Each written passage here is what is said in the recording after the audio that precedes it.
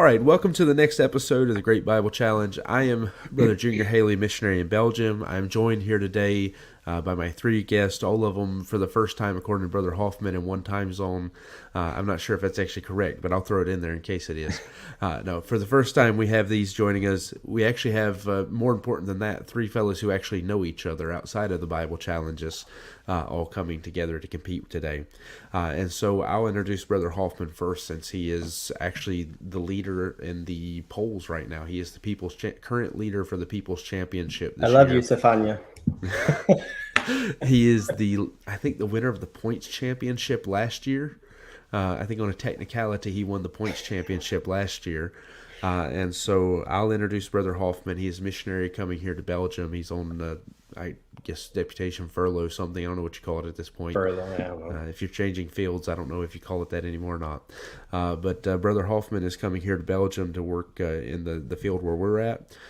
And then some of our people also know Brother Julius, who was involved with not the last one of these, but I guess the one before. I love you too, Stefania. I don't know who you are, but I love you. You can vote for me too. You don't have to vote for this guy, whatever direction he's at. He's over there. That's probably a good trick. I appreciate that, brother, because I don't want Brother Hoffman I don't want him to move up any higher in the points, because I'm his closest competition in the points. Oh, there you go. For the polls right now. Vote for that guy. He's not Dutch, Stefania. He's not Dutch, so don't vote for him. Yeah. He's taller than Brother Hoffman, and he looks a little bit more like you. So that's true. I'm trying to help you, brother. I'm give you whatever I can. All right. All that aside, Brother Julius is a pastor in Kansas who's joining us. This is his second time in. And then our last contestant is Brother Joe Kenning. Brother Kenning is pastor in Indiana, who sadly had to sit under Brother Hoffman as a Sunday school teacher, I just found out. Brother Julius had the problem of having to be in a Bible college with him, and Brother Kenning had to actually sit with him in Sunday school with him as his teacher. So there's a lot of heresy during those days. Sympathy votes in the polls for Brother Kenning today is what I'm asking for. No. All right, now I'm gonna try to be less mean to Brother Hoffman for the rest of this, since I'm the judge. If I was only the host, it would be different. But since I'm the judge, I have to try to be a little less biased here. You have to act like you're impartial. I have to pretend, yes. Yeah.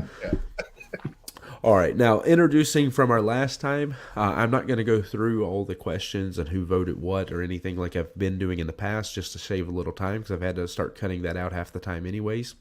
I will just say that most of the voting lined up almost perfectly with what was actually the judgment on all of them. I think there's only one time where the polls cited separate from the judgment. However, at this point, all the contestants were new contestants, so it didn't change anything in the overall polls. We're still sitting with Brother Hoffman in the lead, and then me and Brother Branch tied for second place. So we'll see how it goes going forward, if we can dethrone him before the end of the year or not. All right. Now, for our questions, I'm going to ask Brother Julius, if you will. I posted the questions in the private chat. If you'll read those and introduce our questions for us. All right. Number one question. Who was the most interesting disciple after Peter and John? Question 2. Who was the greatest follower of Jesus outside the 12 disciples in the Gospels? Question 3. What is the most significant valley in the Bible? Question 4. What is the worst failure to have occurred in a valley in the Bible? And question 5. Which tribe of Israel outside of Judah has produced the greatest people? All right. I appreciate that, brother. Now, for the questions, the reason why these have been chosen is because the first one there was actually the tiebreaker question between the competition between Brother Hoffman and Brother Julius, and the last time they were on together, they had to argue between Peter and John which was the most interesting. So I said we'll argue the other of the original 12 to find which was the most interesting. So that's what we're going to be starting off with today. The greatest follower is because last month we had a conference dealing with following Jesus and what it means to follow him. And I asked this question then, but everybody said Mary. One of the Marys was chosen by each of the contestants, and so I just changed the question. I made it which Mary was the greatest follower of Jesus, and I said I'll bring the question back this month and see if I can get somebody to say somebody other than Mary. So we'll be going into that one next. Then for the two questions about valleys, the reason for that is because our theme for July is the valleys of the Bible. We're going to be going through the valleys of the Bible and trying to take a few stories and some ideas from them throughout the month. And then the last question was actually proposed by Brother Hoffman. It was a question that he had sent when he was recommending some ideas to me. I liked it, and so I threw it in here this time around. Originally, I put it on the list when he wasn't supposed to be competing. It was just going to be two of his friends, and then he got through into it with them. So that's how he wound up getting to compete on his own question that he come up with. But anyways, those are our questions for this month. I think that they are going to be some good questions as we get into them tonight. And for our first question, Brother Hoffman, since he is the one leading there in the polls, will be going first as he answers the question, who was the most interesting disciple concerning those original 12? Who was the most interesting disciple after Peter and John? All right, for my most interesting disciple after Peter and John, I'm going with the third guy in the sailboat, James the Greater. First of all, he's the only decent disciple whose death is recorded in the scripture. We know in Acts 12:2 there that Herod beheaded him. But James is actually a very interesting character. He's one of the only two people that Jesus Christ, really gave a nickname to. He called him Boanerges, the sons of thunder. As someone myself who sometimes gets a little heated up occasionally, I appreciate these hotheads here. He wanted to call down fire from heaven, him and his brother in Luke 9:54 there. When someone insulted Jesus, but Jesus gave him this nickname here, kind of showed a little bit of a fault that he had. But it's so interesting to watch this character arc when he goes from this hothead sons of thunder that wants to sit on the right hand of Jesus Christ to all the way over where you see him at the end, where he's just serving Lord Jesus Christ. He was one of the inner circle, and he saw so many different things. I mean, he personally saw the Mount of Transfiguration. Only Peter and John saw it besides him. When Jesus raised the little maid, Jairus' daughter. He was only one of the ones that saw Jesus raise her from the dead over there in Luke, because Jesus put everyone outside there in Luke 8:51. He was called one of the pillars of the church by the greatest Christian who ever lived, Paul. In Galatians 2:9, he called James one of the pillars of the church. Just so interesting. So many things in his life. He was there from the beginning of Jesus Christ. He personally saw Moses and Elijah at the Mount of Transfiguration, like I said before. But he's just an amazing person. All right, I picked for the most interesting disciple, Nathaniel, and basically I took that from John chapter 1 and the text that's there when he's introduced to the Lord, and he's told about this man from Nazareth. He said, "Is anything good come out of Nazareth?" And so the Lord had something interesting to say about him, about a man that had no guile. And so I thought that was pretty interesting. And then the most interesting thing about him is in verse number 49, when he said, "Rabbi, thou art the Son of God, thou art the King of Israel." And so he'd be the first person in the scriptures to realize who the Lord Jesus Christ really is, being the Son of God. And so I think basically from what I argued when we argued about this last time is the amount of things that Nathaniel did weren't as numerous as someone like James or John or Peter. But yet, that's interesting that someone can get that close to recognize something about Jesus before someone else did. And so 30 seconds. To me, I think that's just a little more interesting. And even that in verse number 51, he said, "Verily, verily, I say to you, hereafter you shall see heaven open, angels of God ascending and descending upon the Son of Man." So he's going to see some things that is a promise to him that not necessarily everybody else got. And so I find those things to be very interesting. The disciple that I chose was Thomas, and not just because of his, doubting, which he's normally known for, but I like to look at their personalities when I read through the Gospels and look at these different guys. And the one thing about Thomas is you see him really speaking 2 times in the Bible, 3 if you count when he comes in and talks to the Lord again. But the first time is in John chapter 11 when Jesus Christ is going to raise Lazarus from the dead.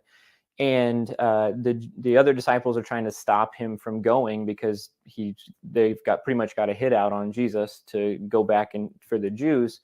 And Jesus obviously tells them, "We're going." And in John chapter 11, verse 16, it says, "Then said Thomas," which is called Didymus, he says, "Let us also go that we may die with him." And I find Thomas interesting because he almost comes across as a sarcastic individual. That these disciples were individual men, and you think about 12 guys standing around following Jesus, they're going to have their own personalities. And the same thing in John chapter 20, when Jesus shows up and he's not there, everybody puts it as a as a doubting thing, that if I don't see the hands and all those sort of things. But for me, I read it as almost like, if I don't see it, then I'm not believing it. And so I just see his kind of a sarcastic nature about him in the two times that he really shows up in the scriptures. All right. Well, both are very good choices. Doubting Thomas, I kind of see him as a little bit as an Eeyore when he says, "Oh, let's go see Jesus. We're all gonna die." So I kind of see him as the Eeyore for those of you like Winnie the Pooh there. Nathaniel, great man. But honestly, obviously, Jesus found James, a little more interesting because he included him in the circle there. James did see the amount of transfiguration. James did see many of the miracles. Jesus gave him a nickname. He gave anyone else a nickname. I would kind of like that. I like that had the little personal inside thing there with Jesus Christ. Jesus like, "Hey, crazy." That's kind of what he called there, James, and he kind of wanted to burn people alive. That's a pretty interesting thing, if you ask me. All right, and then Brother Julius, you can go ahead and jump in. All right. Well, I struggled with this question in the first place anyway, because the whole interesting is a very subjective thing. And so to me, I'm not interested in people. I'm really not interested in any of the disciples. I'm interested in the Lord Jesus Christ and just maybe how he interacted with them and how he loved somebody. And so to me, I'm just more interested in the interaction here in John chapter 1 with how Jesus interacted with this one individual in that time and place. And so obviously John is the better apostle and more important to things that are going on in the scriptures. And Thomas, I think that's interesting as well. But to me, just as far as the word interesting goes, this is more interesting, at least to me, just because of the interaction with Jesus there. All right, then Brother Kenny. Yeah, if you go off as far as like the nickname for James, he also gave that for John. So that doesn't really distinguish James above John, one or the other. They both were named that because they were following their mom to get something from the Lord Jesus Christ. And as far as like interactions go, obviously Nathaniel had a great interaction with Jesus Christ, but even though Thomas was doubted in that sense, the Lord still gave him an interaction in which he literally tells him to put his hands in his side and see it. And even though it's negative, we often learn the most lessons from the negative interactions of people. And so I just particularly like Thomas's his character or his personality through it, even though it may not have been the greatest. All right. Well, I have to say that on this one, I think you all did a good job coming in on the first question. If I'm going to go through the answers and try to determine which one I'm going to go with, to be honest, when it comes to selling it to me, while the question itself may not be your cup of tea, you still have to find a way to sell it to me. And so I agree with you that the interaction with Jesus is very interesting, but you have to find a way to sell me on Nathaniel being interesting. And while you brought some good points, don't take me wrong, that was the one that, if I'm marking these out, that's the first one I can take off of my list. The other two, to be honest, I want to, and it's not personal against one of you, I want to go one direction, but if I'm going to give a fair and proper judgment, I think I have to go the other direction. And what I mean by that is I very much liked what you brought on Thomas, and my personal preference, I think that you did a really good job bringing that and bringing in a slight opinion of the fact that it's your first presentation, first time you're answering a question. I want to go with you, but if I'm going by just the information that was given to me, I honestly feel like I have to go with Brother Hoffman on it, just because of the fact that he came very well equipped for what he had to say. He gave a lot of information about the character, sold me on James in a way that I wasn't originally sold on him, because James often gets kind of overlooked by the fact that he's the least interesting of that inner circle. And I think that probably was the best jab anybody could have made against him, is that out of those three, he's the one that's the least interesting. However, I do have to note that there was some good rebuttals and good jabs given against everybody. And I'm still, at this point, hesitant because of the fact that I thought you did such a good job presenting Thomas, even though there's less information to give on him, that there's a part of me that wants to reward the point that way. But if I'm just going to go by what I feel like is the fairest judgment and actually taking all the information that's given, I'm going to have to give the point, reluctantly, I'm going to have to give the point to Brother Hoffman for this one. It's not I can't win for losing. I can't win for losing. I really can't. it's not reluctant because of you personally. It's because I feel like that he did a really good job presenting that, and there's part of me that wants to give it because I do want to do it, brother. Follow the leading of the Spirit. Well, it's the right answer, probably. So, Stefania, I need you. All right, but I'm going to stick with what I feel like because I wrote down my notes here, and I'm going off of the information that I have written down. Then I am going to have to go with Brother Hoffman on it. Okay, and as we go into our second round today, we're going to be asking the question, who is the greatest follower of Jesus outside of the 12 disciples there in the Gospels? And I've put some qualifiers because I tried to ask this question and I wasn't getting the answers I was looking for, so I had to keep adding more and more stuff. As I said, we had to, everybody wanted to argue Mary and so forth. So in order to get down to where we're actually just looking at people, and let me be clear because there was some discrepancy about what I mean by this question. I am just looking for those people there in the Gospels who follow him in some capacity. I don't mean people who literally leave everything behind and follow him like the disciples did. So all of your answers are within that realm. All right, now saying that, as we go into the question, I will be having Brother Julius go first, and then after him, Brother Kenning, then Brother Hoffman, as we get into the question. All right, my answer is the Roman centurion in Matthew chapter 8, and he was the man that went and to where Jesus was to get healing for his servant, and so he obviously knew enough about him and to follow him because he knew there was nowhere else for him to go. And so he went to the Lord, and he just said, "Hey, you don't even need to come here to touch him. You don't need to come here. Just say it out loud, and he'll be healed." And so the Lord said, when Jesus heard it, verse number 10, he said, he marveled and said to them that followed, "Verily I say unto you, I have not found so great faith, no, not in Israel." And so to me, that compliment that the Lord gave him. When you look at Hebrews chapter 11, verse number 6, without faith it's impossible to please him. And so you see what the Lord loves. The Lord loves somebody with faith. And so you don't see a lot of faith there in the scriptures at times. And so when the Lord looks at his economy of what is good and what is bad, and so he looks at faith. And so in that faith economy, here's a man that had more faith than you and I would ever have. And so, that's the kind of faith that does something with the Lord Jesus Christ and causes him to move. And so for that great faith, that's the reason why I considered him to be the greatest follower. The person that I chose as the greatest follower is Lazarus.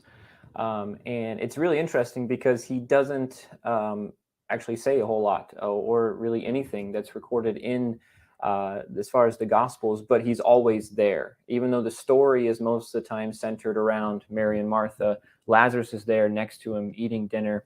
And even though he gets sick and he died and the Lord brings him back to life, even after he's there, he's still following Jesus, and he becomes the subject of an assassination plot because his testimony is bringing so many people to Jesus that the Jews say, we have to get rid of this guy because by his life, he is showing the greatest miracle that ever could happen is somebody being risen from the dead. And he's that living proof throughout the rest of Jesus' ministry.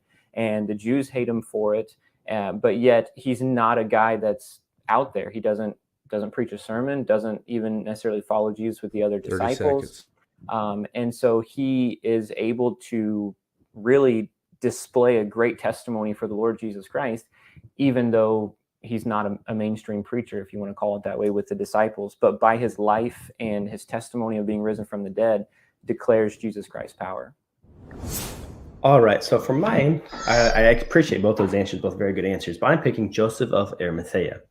If we look at Matthew 27:57 there, we see that he boldly goes to Herod and asks for the body of Jesus Christ. Not much is known about him, but just like Lazarus, just like the Roman centurion, not really mentioned a whole lot in the scriptures.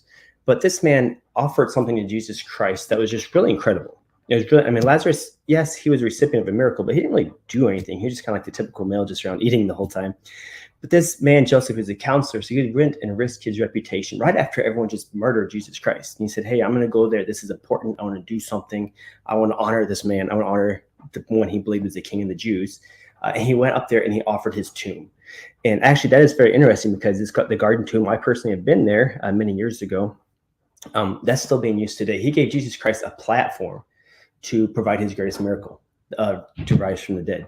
To and he gave an area there. He gave a platform. He gave his tomb the place where Jesus can roll the tomb. The angel rolled the tomb away. Jesus came out of the empty tomb, and we can actually see that today. I mean, millions of people go visit the garden tomb every single year, all because Joseph was willing to risk his reputation, risk his riches, risk his name, risk everything he had to say, I want to put Jesus Christ in here because this man deserves something. So I think because that gift is still giving today, that he is the greatest follower of Jesus Christ outside the disciples. All right. Well, I gave Real Bible for why I said it is, and I'll say for both Brent and Brother Kenny, it's a little bit of supposition going in there. You don't really know how big of a risk it really was for him to do that. You don't have any Bible verses on that. You have some supposition on what you think culture was back in the day. And Lazarus is not mentioned at all in the scriptures as far as being around Jesus until after that he died and the Lord rose him up. I mean, the Lord loved him, but it didn't have any sort of thing the other way. And so there's a lot of supposition in both those points that you cannot prove through the scriptures. And it might sound good in preaching, but it's not Bible. Mine's Bible. All right. Brother Kenny, we'll get you to come in now. He uses a strong word, supposition, there for somebody that only speaks in a couple verses and is only coming to get something for himself. He displays faith, absolutely. He trusts that Jesus Christ can do it, but he comes for his own self. He gets what he wants and then he leaves. I don't know that you could call that a follower of Jesus Christ, that he's actually going after and following the principles. He hears that Jesus can do it, and what dad wouldn't go to great lengths to get something for his daughter. And as far as for Joseph, I think that he obviously, offers up and puts himself at peril, but he doesn't do it in the midst of his life. He does it after Jesus Christ is born. And so I think he's admirable, but not up to the extent that Lazarus was. All right, Brother Hoffman, you come out swinging now. All right. Well, if we're going to take some points away, if you wanted to really prop up the Roman centurion, why didn't you mention about him building a temple for the Jews? You could have taken that, but I don't know. Lazarus, good man. I love them both. I really do. I love Roman centurion. I love Lazarus.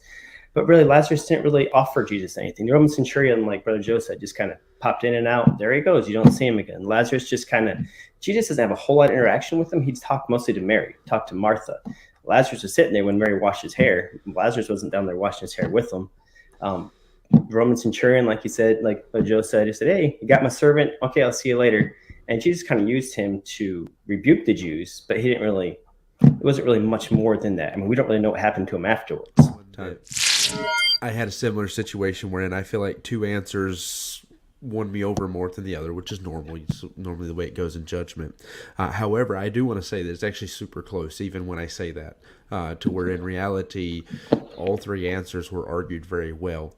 And so let me start by saying for Brother Hoffman that I thought you did a good job with yours. I think you held to your strong suit that you did before. You gave a lot of good information. However, I have to say that Brother Julius he took it away from you. Pretty much everything you threw out there, he did a good job taking it away. Now, not everything, but he took a lot of it away with his rebuttal. So yeah, I knew I wasn't going to win this point. Now, between the other two, I have to say that, Brother Kenning, I feel like you're in the same place you were last time, that your answer is this close to winning me over, and I'm still struggling with whether I should go with you or the other one, because really, for your first time in, you're doing a great job giving some good information and arguing your points. The really thing that holds you back, just like last time, it was just one thing that holds you back from stealing away that point, is that Brother Julius gave what I actually agree with his rebuttal. He gave the most biblical reasoning as to why his would be the greatest, and it is that faith. That faith is so key to our following Christ and what it means to follow him.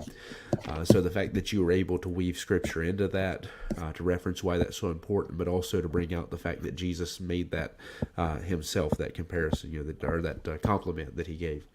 That was the thing that really it's right there on the edge between the two. I think that's the thing that pushes me just over to give the point to Brother Julius on this one. Is that I think you did by bringing out that about faith and the fact that Jesus himself said, "I'm not seeing such great faith." I think that was the thing to really bring it over. It also hurt a little bit on Brother Kennings that they were able to attack you a little bit in the rebuttals, whereas the rebuttals against Brother Julius really weren't able to take away what he said, in my opinion. It was a good try, but it just wasn't able to undermine him. Whereas I guess you can't come back, but that's Bible. This is the Great Bible Challenge, right? It is the Great Bible Challenge. All right. I said the moment I saw his answer, I'm like, yeah, he got this one. I'll be honest. When Brother Kenny come in his rebuttal with you throw around supposition, he almost took it back from you. He almost got it back just because he got me with that. He almost took it back. Whether it was the right answer or not, he still almost pulled it back on that alone. So, but I have to be fair. I can't let my enjoyment of a good comeback determine who's going to win. So. I give points for it, but it can't be the main reason why I choose somebody. Okay, going into our third question, we'll be asking, what is the most significant valley in the Bible? So again, this is in line up with our theme on the valleys of the Bible. We want to ask, what is the most significant valley in the Bible? And I'm going to be starting with Brother Kenning on this question. The valley that I chose as being one of the most significant is the Kidron Valley. And we find it through much of the Old Testament and the New Testament as well.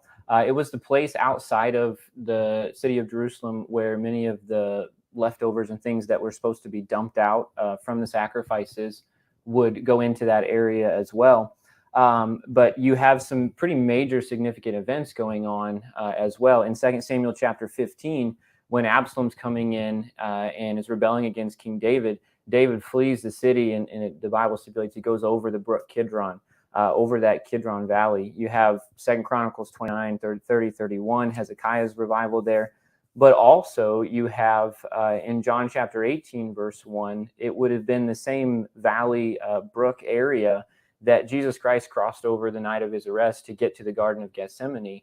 And it is just it's something that whenever somebody was in trouble, King David, picturing Jesus Christ, crosses over, and Jesus Christ crosses over. The sacrifices that happened in the temple were dumped in that area right next to Jerusalem. It just becomes a pretty prominent area, an area of almost bad, but in the end good as well. All right. Well, the valley I'm going to go with is in Ezekiel 39. This is the valley of Megiddo, or Ezekiel 39 says called the valley of Hamon-Gog. This is where the battle of Armageddon takes place, where God just shows us his awesome, mighty power. If you look in Ezekiel 38 there, he's talking about just kind of playing with Gog and Magog, or Meshach, the chief princes there. He's like a little fisherman, just kind of like playing with his catch there, just kind of reel him in and out. And this is when man thinks that he can get together and just destroy God. They think we're getting rid of God, we're getting him out of here. And God just plays with them, just absolutely annihilates them. If we read here in chapter 39, we see that he destroys them so bad that there will be take people 7 years just continual employment, just burying bones. If people walk by and see a bone stick, they put a little flag there, and people are going to bury them there. So this valley is just so important to humanity. And actually, what's most interesting though is if you read in Ezekiel 39:21, this is what I really like. God says, "And I will set my glory among the heathen, and all the heathen shall see my judgment that I have executed in my hand that I have laid upon them." This is the only time you see the glory of the Lord in a valley. This is the only valley in the Bible you see where the glory of the Lord shows, and the heathen are going to see it. They're going to see their judgment that he just did. They're going to see that, oh, we can't get rid of him. He's God. We gathered everyone together because the Bible says there's so many covered the ground, and God just said, sweat up my brow. I can just take you out. So this is the most important valley. All right. I almost feel like there's a little thing that needs to be put on this because I think Brent's and mine are almost the same, but they're different. I think his is Revelation chapter 20, while mine's Revelation chapter 19. And this is the second advent, is the Valley of Decision there in Joel chapter 2, also known as the Valley of Jehoshaphat. And so you have things like Zechariah chapter 10 taking place there, Revelation chapter 19, when the heavens open and the Lord comes down. That's technically there. That's Armageddon. Magog and Gog are after the 1,000 years. That's where Ezekiel comes in there. And so But this is where most of the prophecies and things that are going to get to be fulfilled in the Old Testament, there in Isaiah and Psalms, and even Ezekiel, they're all going to come into play right there.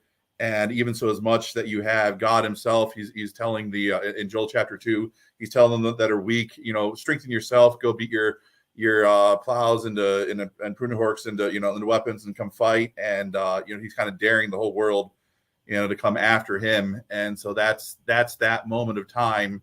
30 seconds. And even in a technical sense, I think Kidron is actually in that valley. And so we're almost all kind of in the same valley at different time periods. And so it's kind of a complicated one altogether. But the time I'm talking about in Joel chapter 2, to me, is the crowning achievement of the Lord Jesus Christ and the crowning time of all the whole Bible coming to that point. All right, Brother Kenning, you go ahead and start off the rebuttals for us. I mean, I think it makes sense that we all three would be similar in what we're doing, because that is one of the crowning, achievements of, as Brother Julius said, the end of times and what Jesus Christ is trying to do. But I specifically chose Kidron in the name for that, because it's not only used just in the end, but God is very interesting in that He typically does things often in a repetitive nature, and using the same places over and over again, places like Bethel and places like Mount Moriah and all of those. And Kidron is one that's named multiple times, especially in Jeremiah chapter 31, towards the end there, 38, 39, 40, when the Lord describes how He's going to rebuild after that battle, He uses the brook Kidron as one of the boundaries there. All right, Brother Hoffman, you come in now. All right. Well, I know this is kind of a lot of overlap here, but honestly, if we're gonna go this way though. Kidron is more, people think of that more as a brook. You hear Kidron, the first thing you think of is brook. You don't really necessarily think of that as a valley. And whereas the Valley of Decisions, that's like one of the most misapplied verses in the Bible. People say multitudes of Valley of Decisions. You're trying to get people to come to the altar. So. All right. Well, the Valley of Decisions, I will say first, it's where the Lord is going to show His glory on Israel and right all the wrongs that happened to Israel. I also still say, in Revelation chapter 20, verse 8, I was going after that, and shall go out to deceive the nations which are in the four quarters of the earth, Gog and Magog, to gather them number of the sea and the sand of the sea. So I still think it'd be a little bit different. And then you have Kidron. Every time you look up Kidron in the Bible, it talks about the fields. And so you have this big valley. In the big valley, you have some fields that are later, and then it looks like you have Kidron. And so, biblically speaking, I don't know if you could really call it. The Lord doesn't call it a valley, and so I'm not going to call it a valley. But you have that valley decision, and just because other people misdo it, I'm not doing it wrong. This has to be one of the more interesting questions. To be honest, I'll take some of the credit for the fact that I should have probably tried to guess where you guys were going to go with your answers, or even thought about them a little bit more.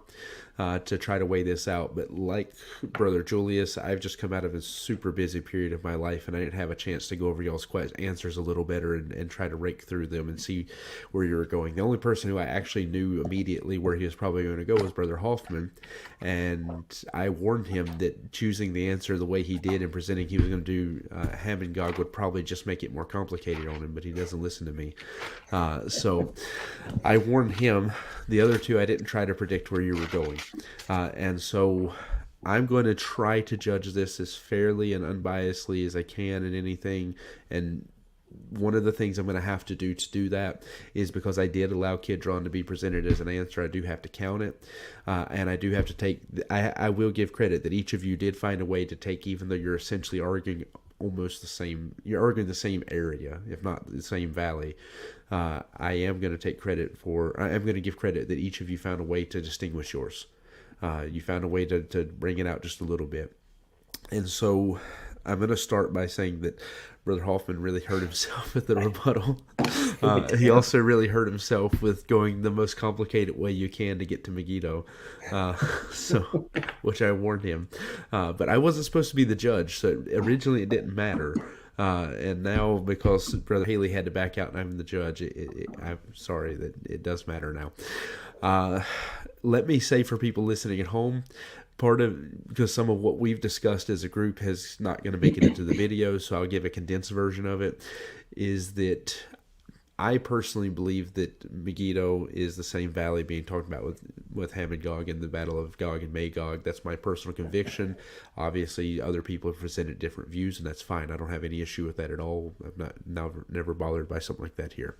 I know Brother Hoffman's on that page. That's why he presented that as his answer. So for people at home that maybe don't know what's going on, why we're talking about this being so close to the same answer, that's why. Is because it depends on your perspective and your point of view about how you look at these passages as to whether or not we're all talking about the same thing here or not. Now, saying that, by bringing out the valley and the fact that it is the place where Jesus will have that ultimate victory there against the kingdom of the Antichrist, I think that's a great way to distinguish yours. With the valley of decision, I think you got held back a little bit by the fact that you had to separate and say, look, this is something different, but I do think you did a good job bringing it out and showing the significance of it with what's going on there. However, the answer I thought was going to lose is the one I think I'm going to go with after the rebuttals. Now, prior to the rebuttals, I don't think I would have went with this, because obviously until you found a way to tie Kidron into the Battle of Armageddon and all of that, it sure couldn't have beat that. If he gave some great reasons why it's significant, but without tying it to the Battle of Armageddon and to the Valley of Decision, you can't really make it that exciting or that important. However, by taking and just throwing in a few little words there in the rebuttal to tie it into your answers, he was able to take your answers and monopolize it into his, while still bringing out the fact that it is where Hezekiah's revival took place. It's where Jesus passed through the night of his death and so forth. So he's able to add a little bit more significance beyond just the prophetic significance to it. So it's almost a technicality of a win, but considering he's been beat by a technicality 2 rounds in a row, it's probably fair at this point. So I'm going to be giving the point to Brother Kenning on this one. I didn't think I was going to be doing that, but you managed to get it. So going into our 4th question, we'll be asking, what is the worst failure to have occurred in a valley in the Bible? And now the reason for this question is because a lot of our study this month will be dealing with some of these failures and ways people were defeated by different things in the valleys. So I wanted to give these fellows a chance to highlight some things that maybe I won't get to throughout my study, because it's a pretty big study. So I wanted to give them a chance to come in and add some notes in there, and maybe even bring some notes deeper into some of the stuff that I will touch on. So saying that, Brother Hoffman will be first on this one as we cycle back to him. So he'll be starting us off on this question. All right, for my valley, I'm picking Numbers 39, verse 21, the Valley of Eshcol. Numbers 32, verse 9, it says, and when they went up into the Valley of Eshcol and saw the land, they discouraged the heart of the children of Israel, that they should not go into the land which the Lord had given them. And this is a story we know of the promised land when Moses sent the 12 spies out there, and 10 were bad and 2 were good, and they came back, and they just discouraged people. A lot of times Christians nowadays, we get in this valley of discouragement. We don't ever get out of it. And that's what happened to these Jews here. And this valley here, this Valley of Eshcol, this failure, this discouragement here, cost millions of people their lives. The entire generation, everyone over the age of 20 years old, couldn't go. They failed. God he promised them the land. He wanted to give them this land. And because of this failure here, their failure to trust the Lord and this discouragement, they just died. It cost Joshua and Caleb 40 years of the best years of their life to actually get into the promised land. They had to wait to get in there. 30 seconds. And actually, we even sing about this, even to this day. I want that mountain where the grapes of Eshcol grow. We still sing about the failure of the Jews here. This just cost so many people just wandering around in the wilderness 40 years. For 40 years, because they failed. They could not see what God had promised them. Their problems were too big for God. They said, our kids are going to become prey. Their people are giants. We're like little tiny grasshoppers in the land. So this valley here, this is the biggest failure in the Bible. This Valley of Eshcol, this valley of discouragement. All right, my valley is in 1 Kings chapter 20, the valley of Aphek. It's where Syrian came to fight against Israel and King Ahab.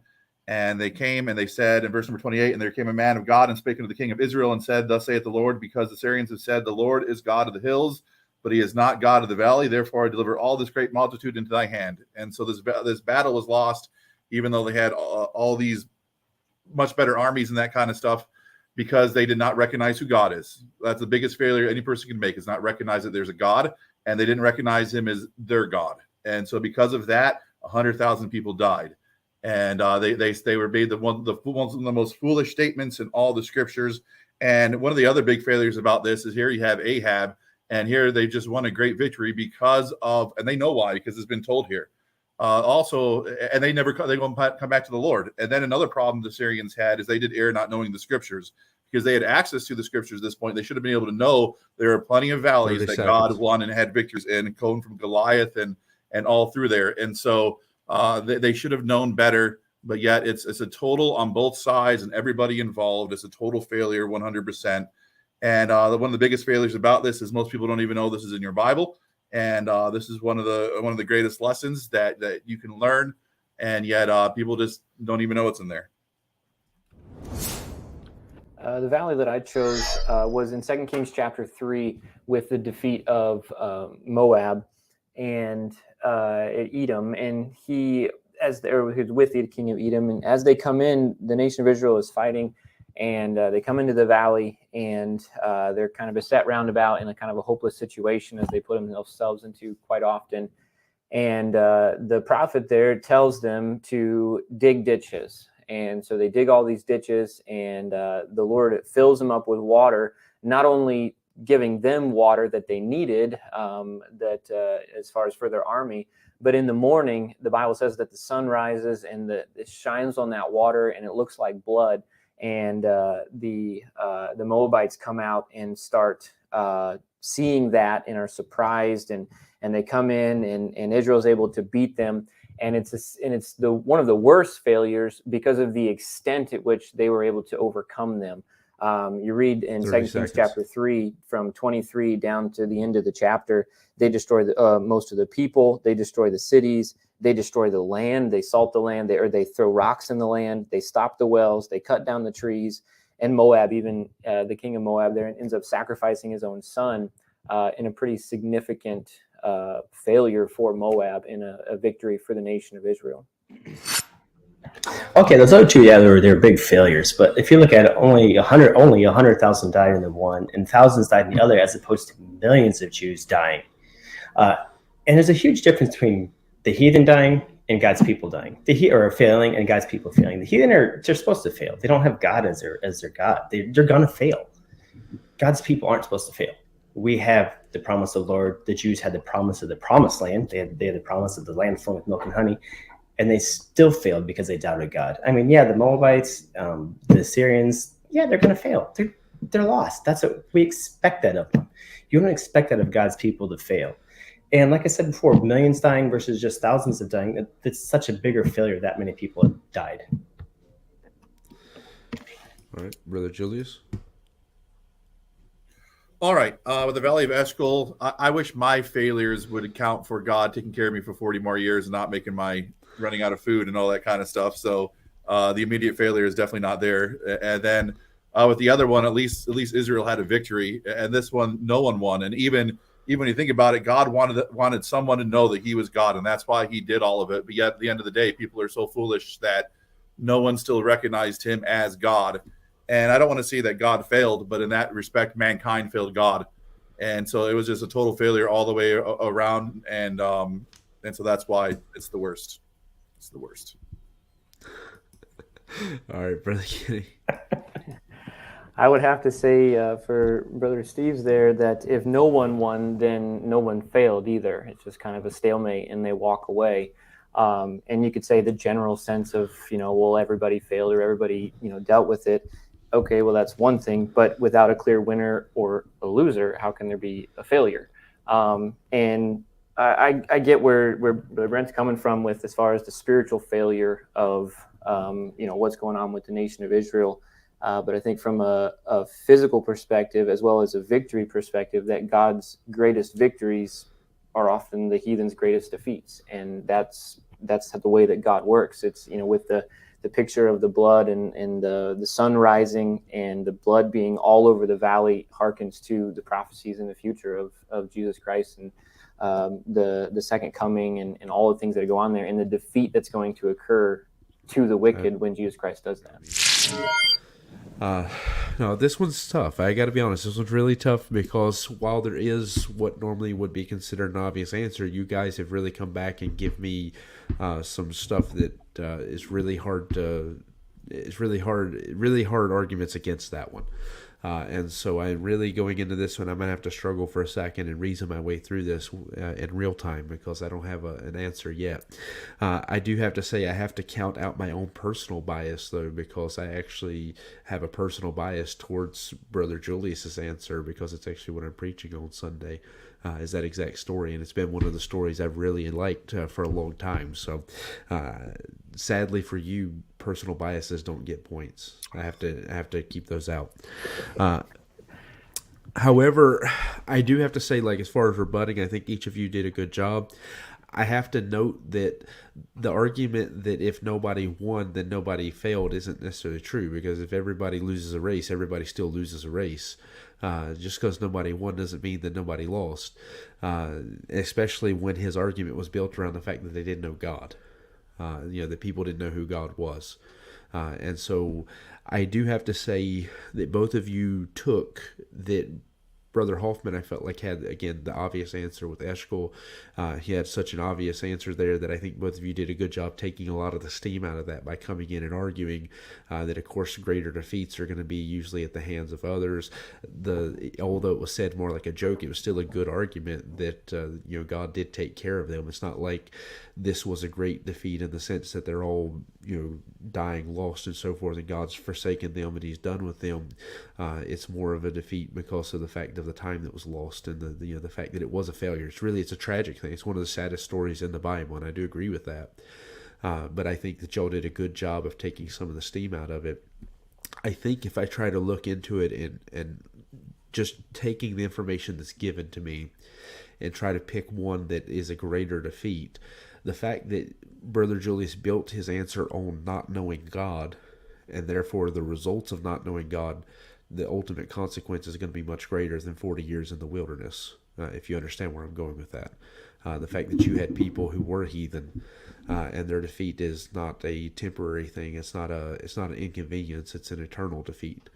I think that if you look at it in those terms, that is something to be weighed and measured in it. Now, the issue the other two have to struggle with your answers is that they're very close.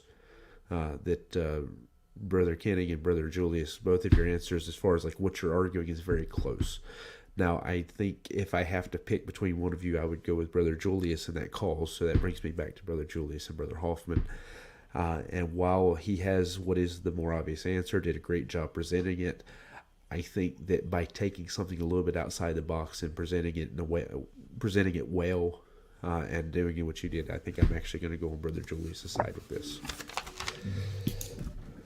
So, all right, going into our last round, we have one more question to look at today, which is I think a very interesting question. It's one I'm excited to hear what they bring into it. I intentionally have not looked at any of their answers. Like I didn't pay any, other than to note that they didn't give the same answer. I didn't look at what they were giving me. I didn't consider what they would be arguing because I want to be surprised by it. But I really like the question when Brother Hoffman had suggested this. And so our question is, which tribe of Israel, outside of Judah, of course, because Judah is where Jesus Christ comes from. You can't really argue Judah because you can't argue against Judah. And so outside of the tribe of Judah, which tribe of Israel has produced the greatest people? And so for this round, because Brother Julius has the lead and he was going to go first anyways, he's going to be going first on this one.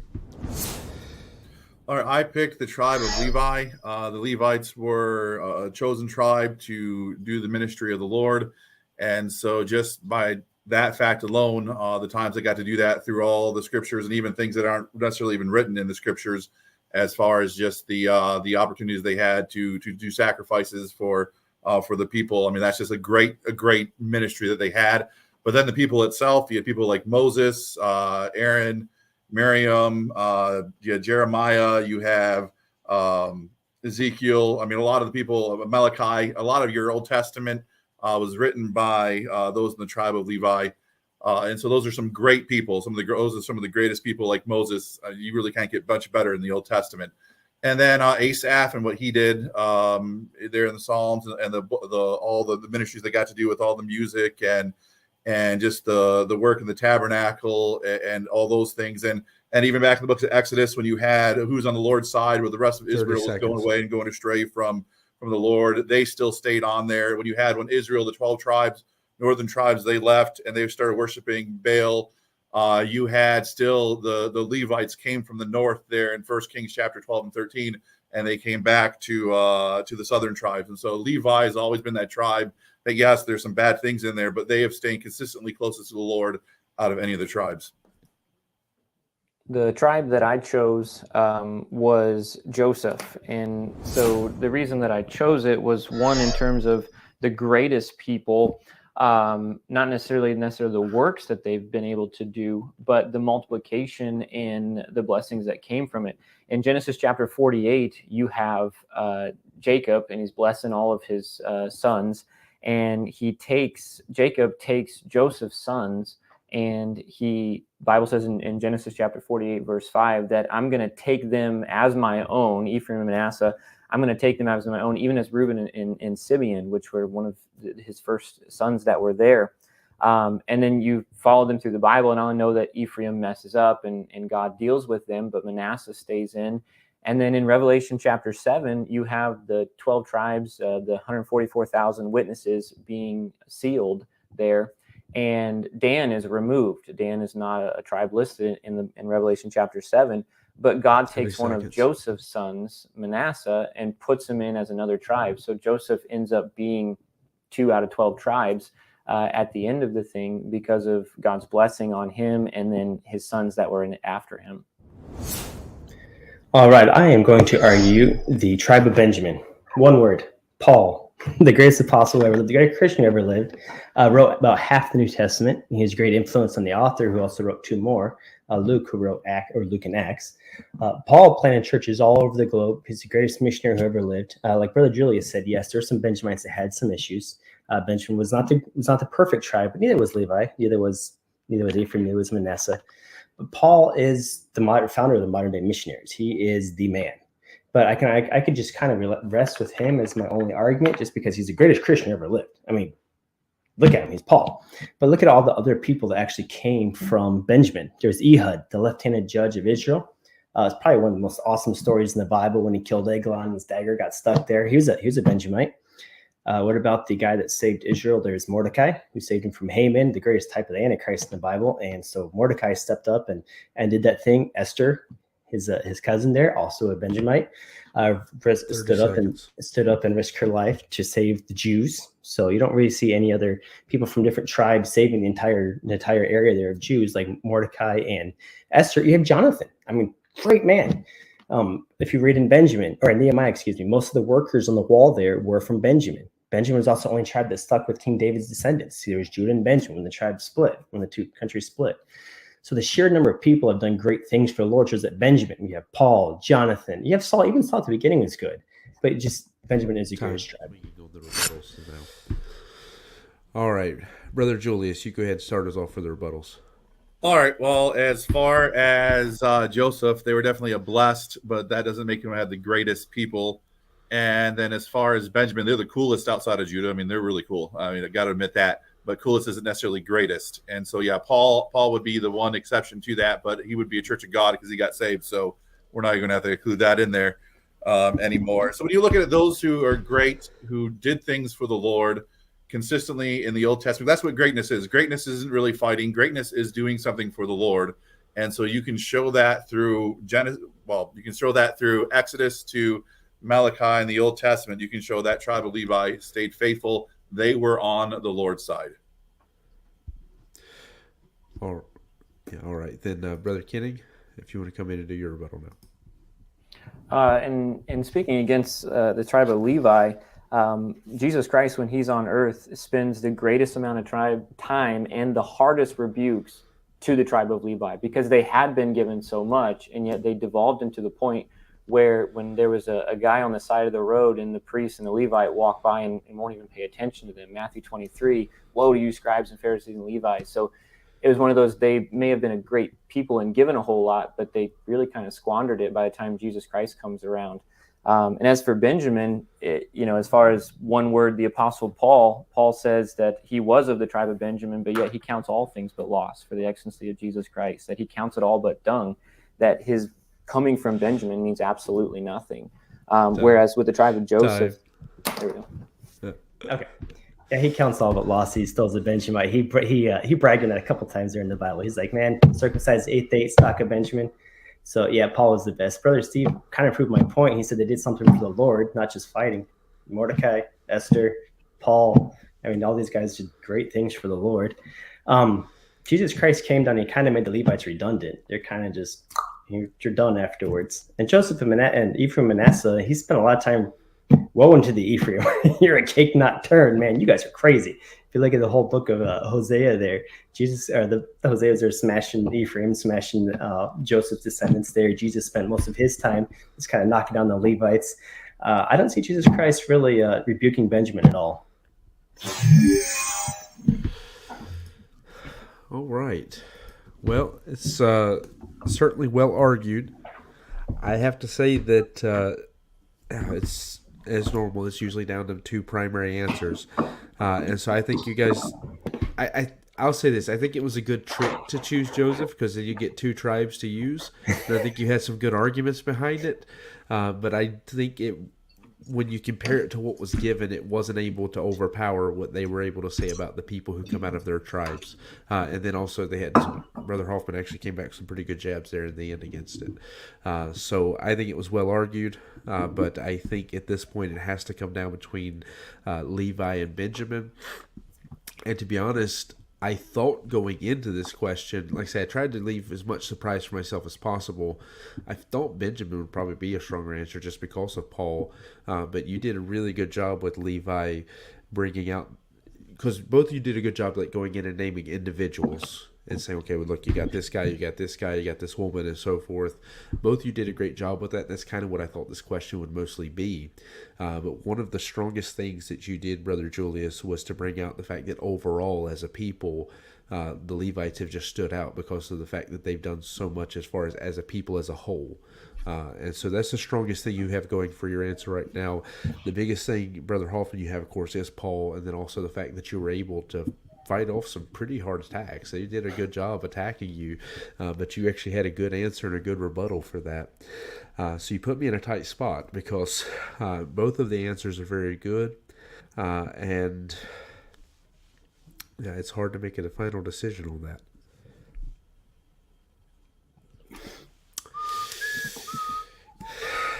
Okay, so if I have to pick a winner tonight for this question, I think reluctantly and by just a little bit, I'm actually going to have to go with Brother Julius on this, just because he was able to extend the question beyond the individual to the tribe as a whole. And I think on a technicality, I'm going to have to take that because that was something I was impressed by, that you were able to show, like, as a people as a whole, what they did. As far as Benjamin, you did some of that. You did bring out some of that, but I think overall I'm going to have to just come down on the side of Levi for this. All right, so the winner for tonight's Bible Challenge is Brother Julius. So, Brother Julius, you can go ahead and give your little celebration there. You be excited as you can be.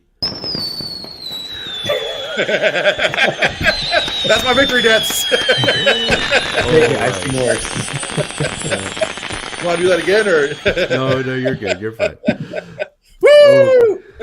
I appreciate everyone being part of the Bible Challenge with us tonight. I appreciate Brother Kenning, especially coming in doing for your first time. I see you did a great job on it. You could have won any of those first rounds, and so I do appreciate that. Brother Hoffman, as always, you've done a great job. Of course, Brother Julius, with much protest, has won tonight. That all that protest won't make the video for people to know, but I'm gonna include this so they do know that I had to put my video on pause and listen to some Brother Branch level protesting over my final decision. Mm-hmm. But with that said, I do appreciate the fellas participating in this tonight. I want to ask that if you haven't subscribed to the channel, you haven't liked the video, you haven't shared any of that stuff, that you go ahead and do that. We put out a lot of content. We put out a lot of different videos. Every week we have a different kind of Bible study we do on a Saturday. We have a live stream Bible study every Tuesday, and then our church services and so forth. So I encourage people to be a part of that. I also would recommend that I have recently had some people ask questions about how I come up with the questions, and a lot of times they're based around themes of our church, but I am open to suggestions. So if you want to suggest questions in the comments, be sure to do that. If you're not watching this live, be sure to leave your opinions in the comments about who should have won each round, because there is a championship based off of who wins the voting in the polls and so forth. And so it's not just who wins each individual challenge. There's an overall competition that runs throughout the entire year. And so right now, Brother Hoffman is leading in the polls and the voting. So make sure you don't vote for him, but you'll be sure to vote in the comments for who you think won each round. All right. Thank you for everyone being a part of this. I hope that it's been encouragement to help in some way. We look forward to being with you in the next one.